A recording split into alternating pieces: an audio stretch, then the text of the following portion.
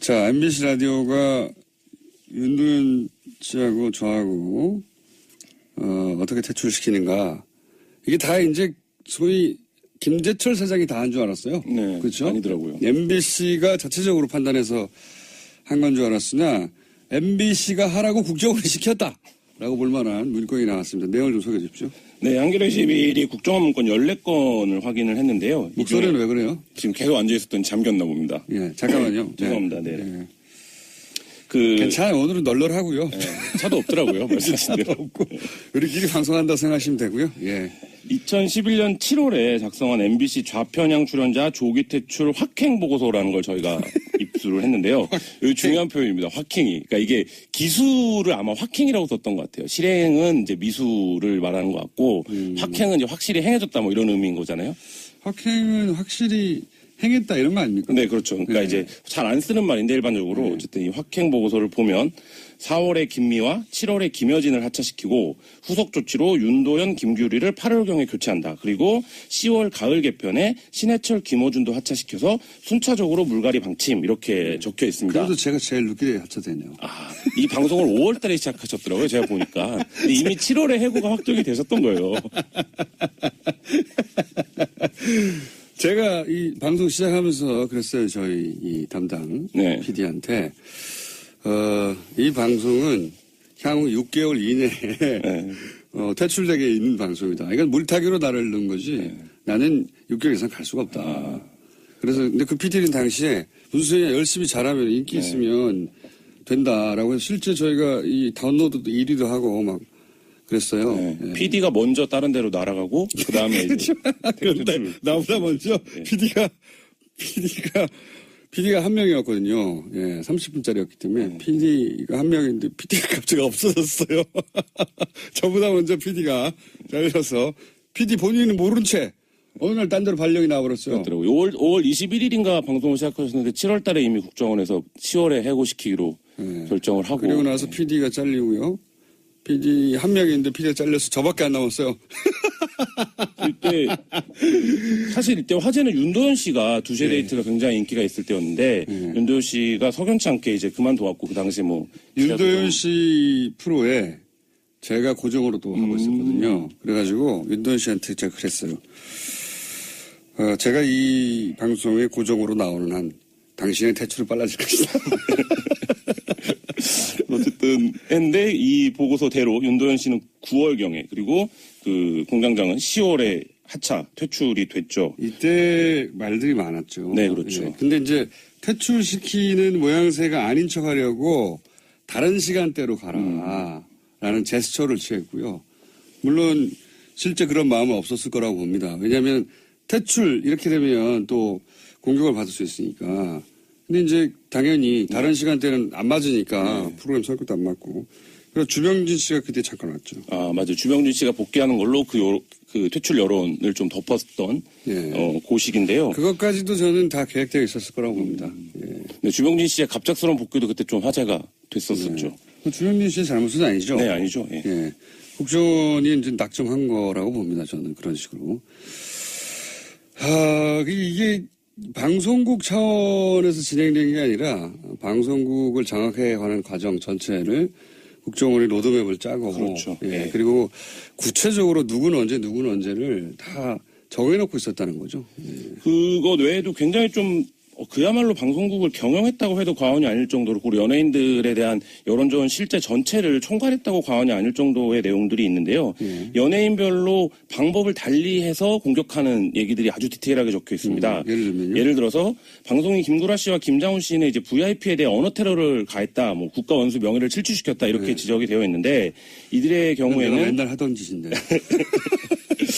네. 안티 세력을 활용한 위축 이렇게 적혀 있습니다. 대응 안티 세력을 이거는 이제 그 김규리 씨를 향해서 예를 들어서 SNS나 게시판이나 트윗이나 끊임없이 공격했거든요. 그렇죠. 네. 이거 받으면 대부분 위축됩니다. 저 빼고.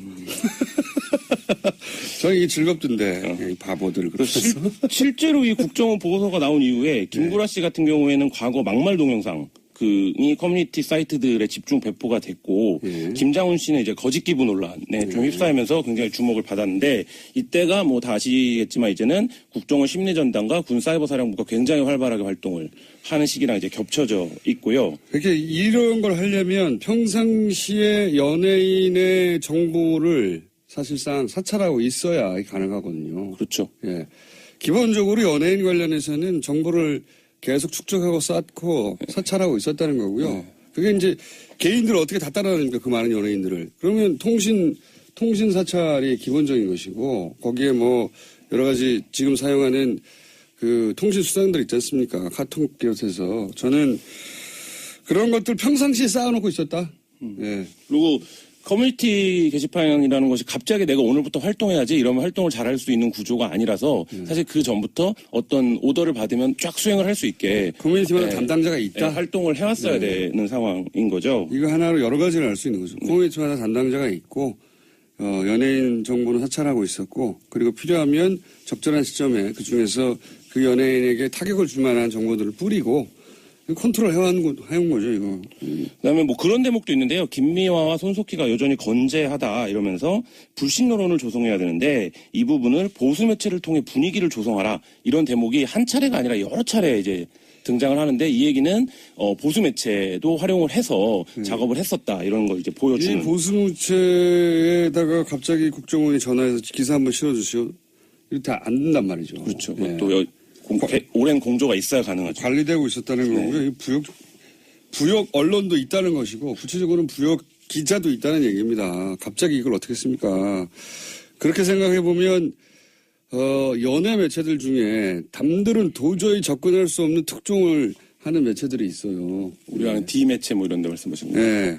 굉장히 의심스러운 부분이 이런 대목에는 같이 떠오르게 돼 있습니다. 이렇게 되면 특별한 왜냐하면 이제 사람 추적이나 해외 사람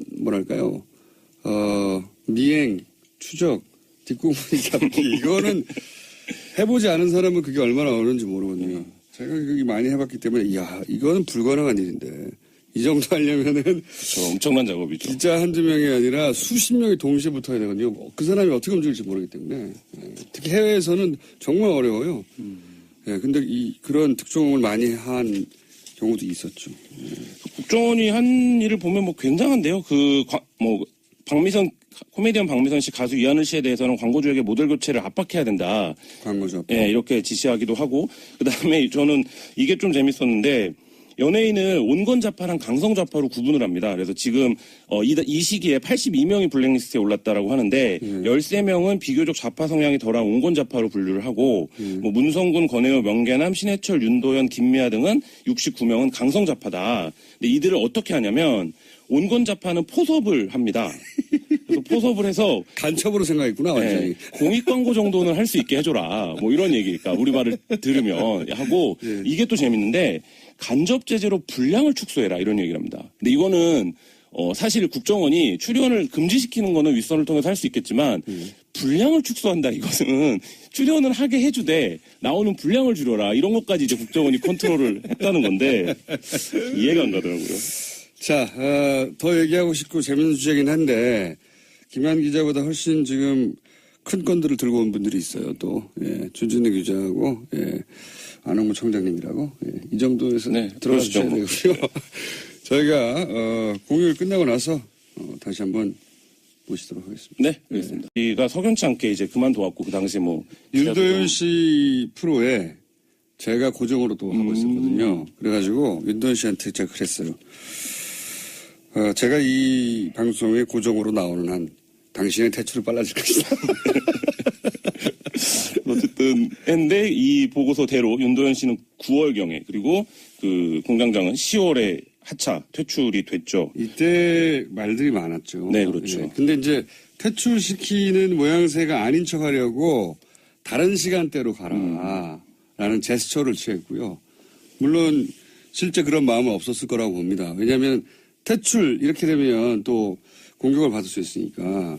근데 이제 당연히 다른 시간대는 안 맞으니까 프로그램 성격도 안 맞고. 그래서 주병진 씨가 그때 잠깐 왔죠. 아, 맞아요. 주병진 씨가 복귀하는 걸로 그 퇴출 여론을 좀 덮었던 예. 고식인데요. 그것까지도 저는 다 계획되어 있었을 거라고 봅니다. 예. 네, 주병진 씨의 갑작스러운 복귀도 그때 좀 화제가 됐었었죠. 주명진 씨의 잘못은 아니죠? 네, 아니죠. 예. 예. 국정원이 이제 낙점한 거라고 봅니다. 저는 그런 식으로. 이게 방송국 차원에서 진행된 게 아니라 는 국정원 심리전단과 군사이버사령부가 굉장히 활발하게 활동을 하는 시기랑 이제 겹쳐져 있고요. 이렇게 이런 걸 하려면 평상시에 연예인의 정보를 사실상 사찰하고 있어야 가능하거든요. 그렇죠. 예. 기본적으로 연예인 관련해서는 정보를 계속 축적하고 쌓고 사찰하고 있었다는 거고요. 그게 이제 개인들을 어떻게 다 따라다니까 그 많은 연예인들을. 그러면 통신 사찰이 기본적인 것이고 거기에 뭐 여러 가지 지금 사용하는 그 통신 수단들 있지 않습니까? 카톡 비롯해서 저는 그런 것들 평상시에 쌓아놓고 있었다. 예. 그리고 커뮤니티 게시판이라는 것이 갑자기 내가 오늘부터 활동해야지 이러면 활동을 잘할 수 있는 구조가 아니라서 사실 그 전부터 어떤 오더를 받으면 쫙 수행을 할 수 있게 커뮤니티마다 담당자가 있다. 활동을 해왔어야 되는 상황인 거죠. 이거 하나로 여러 가지를 알 수 있는 거죠. 커뮤니티마다 담당자가 있고 연예인 정보는 사찰하고 있었고 그리고 필요하면 적절한 시점에 그중에서 그 연예인에게 타격을 줄 만한 정보들을 뿌리고 컨트롤 해온 거죠, 이거. 그다음에 뭐 그런 대목도 있는데요. 김미화와 손석희가 여전히 건재하다 이러면서 불신 여론을 조성해야 되는데 자, MBC 라디오가 윤도현 씨하고 저하고 어떻게 퇴출시키는가. 이게 다 이제 소위 김재철 사장이 다 한 줄 알았어요. 네, 그렇죠? 아니더라고요. MBC가 자체적으로 판단해서 한 건 줄 알았으나 MBC가 하라고 국정원이 시켰다. 라고 볼 만한 문건이 나왔습니다. 내용을 좀 소개해 주십시오. 네, 한겨레 21이 국정원 문건 14건을 확인을 했는데요. 목소리는 왜 그래요? 지금 계속 앉아있었더니 잠겼나 봅니다. 예, 잠깐만요. 죄송합니다. 네. 예. 그 괜찮아요. 오늘은 널널하고요. 차도 없더라고요. 말씀하신 대로. 없고 우리끼리 방송한다 생각하시면 되고요. 예. 2011년 7월에 작성한 MBC 좌편향 출연자 조기 퇴출 확행 보고서라는 걸 저희가 입수를 했는데요. 여기 중요한 표현입니다. 확행이. 그러니까 이게 기수를 아마 확행이라고 썼던 것 같아요. 실행은 이제 미수를 말하는 것 같고 확행은 이제 확실히 행해졌다 뭐 이런 의미인 거잖아요. 확행은 확실히 행했다 이런 거 아닙니까? 네, 그렇죠. 그러니까 네. 이제 잘 안 쓰는 말인데 일반적으로 어쨌든 이 확행 보고서를 보면 4월에 김미화, 7월에 김여진을 하차시키고 후속 조치로 윤도현, 김규리를 8월경에 교체한다. 그리고 10월 가을 개편에 신해철, 김어준도 하차시켜서 순차적으로 물갈이 방침 이렇게 적혀 있습니다. 그래도 제가 제일 늦게 하차되네요. 이 방송을 5월 달에 시작하셨더라고요. 제가 보니까. 근데 이미 7월에 해고가 확정이 되셨던 거예요. 제가 이 방송 시작하면서 그랬어요. 저희 이 담당 네. PD한테 이 방송은 향후 6개월 이내에 퇴출되게 있는 방송이다. 이건 물타기로 나를 넣은 거지. 나는 6개월 이상 갈 수가 없다. 그래서 근데 그 PD는 당시에 문수영이 열심히 잘하면 인기 있으면 된다라고 해서 실제 저희가 이 다운로드도 1위도 하고 막 그랬어요. 네. 예. PD가 먼저 다른 데로 날아가고 그다음에 이제 그런데 나보다 먼저 PD가 한 명이었거든요. 예, 30분짜리였기 때문에 PD가 한 명인데 PD가 갑자기 없어졌어요. 저보다 먼저 PD가 잘려서 PD 본인은 모른 채 어느 날 딴 데로 발령이 나와버렸어요. 그렇더라고요. 5월 21일인가 방송을 시작하셨는데 7월 달에 이미 국정원에서 10월에 해고시키기로 결정을 하고. 그리고 나서 PD가 잘리고요. PD 한 명인데 PD가 잘려서 저밖에 안 남았어요. 이때 사실 이때 화제는 윤도현 씨가 두세 데이트가 굉장히 인기가 있을 때였는데 윤도현 씨 방송국을 장악해 가는 과정 전체를 국정원이 로드맵을 짜고 그렇죠. 예. 예. 그리고 구체적으로 누구는 언제를 다 정해놓고 있었다는 거죠. 예. 그것 외에도 굉장히 좀 그야말로 방송국을 경영했다고 해도 과언이 아닐 정도로 그리고 연예인들에 대한 여론조원 실제 전체를 총괄했다고 과언이 아닐 정도의 내용들이 있는데요. 연예인별로 방법을 달리해서 공격하는 얘기들이 아주 디테일하게 적혀 있습니다. 예를 들면요? 예를 들어서 방송인 김구라 씨와 김장훈 씨는 이제 VIP에 대해 언어 테러를 가했다, 뭐 국가 원수 명예를 침취시켰다 이렇게 지적이 되어 있는데 이들의 내가 경우에는 맨날 하던 짓인데. 안티 세력을 활용한 위축 이렇게 적혀 있습니다. 대응 안티 세력을 이건 이제 그 김규리 씨를 향해서 예를 들어서 SNS나 게시판이나 트윗이나 끊임없이 공격했거든요. 그렇죠. 예. 이거 이거 받으면 대부분 위축됩니다. 저 빼고. 저는 이게 즐겁던데 이 바보들 그래서 실제로 이 국정원 보고서가 나온 이후에 김구라 씨 같은 경우에는 과거 막말 동영상 이 커뮤니티 사이트들에 집중 배포가 됐고 김장훈 씨는 이제 거짓 기부 논란에 좀 휩싸이면서 굉장히 주목을 받았는데 이때가 뭐 다 아시겠지만 이제